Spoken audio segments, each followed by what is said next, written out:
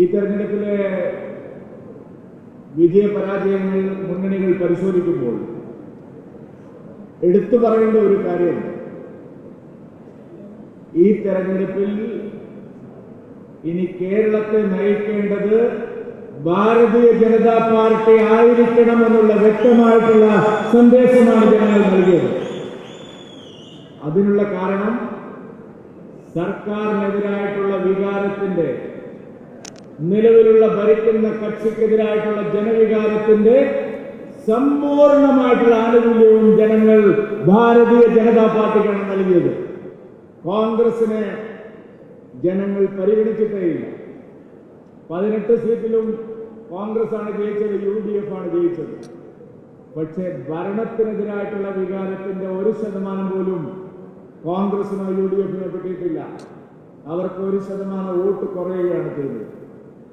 ജനങ്ങൾ പറഞ്ഞിരിക്കുന്നത് ഇനി നിങ്ങൾ കേരളത്തെ നയിക്കണമെന്നുള്ളതാണ്. ശ്രീ സുരേഷ് ഗോപി തൃശ്ശൂർകാരോട് പറഞ്ഞു, തൃശ്ശൂർ എനിക്ക് തരണം.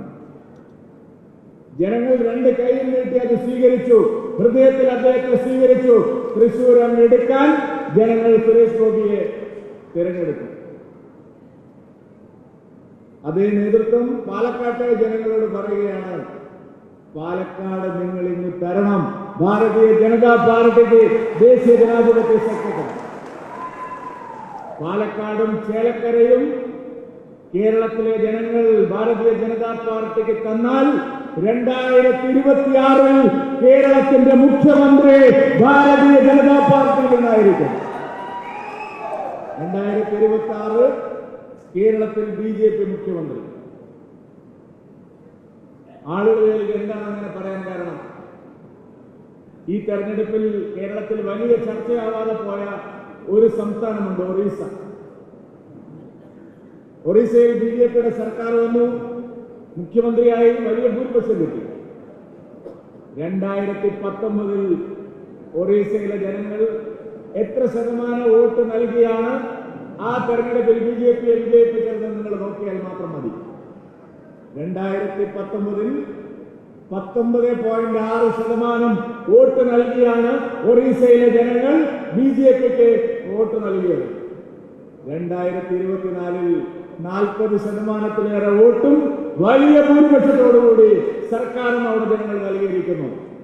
ഞാൻ അടിവരയിട്ട് പറയുന്നു, കേരളം ഭാരതീയ ജനതാ പാർട്ടിക്ക് ബാലികേറാൻ മലയല്ല, ഇത് കേരളമാണ്.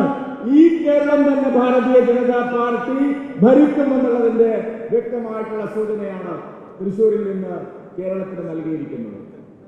തീർച്ചയായിട്ടും സർക്കാരിനെതിരായിട്ടുള്ള ജനവികാരം പ്രതിഫലിപ്പിച്ച് മുന്നോട്ട് പോകാനുള്ള കൃത്യമായ സന്ദേശമാണ് ഭാരതീയ ജനതാ പാർട്ടിക്ക് ജനങ്ങൾ നൽകിയത്. അടുത്ത 2 വർഷം ഈ സർക്കാരിന്റെ, പിണറായി വിജയൻ സർക്കാരിന്റെ എല്ലാ തെറ്റായ നയങ്ങൾക്കുമെതിരെ അതിശക്തമായിട്ടുള്ള ജനകീയ പോരാട്ടങ്ങൾ ജനങ്ങളെ സംഘടിപ്പിച്ചുകൊണ്ട് നടത്താനുള്ള വ്യക്തമായ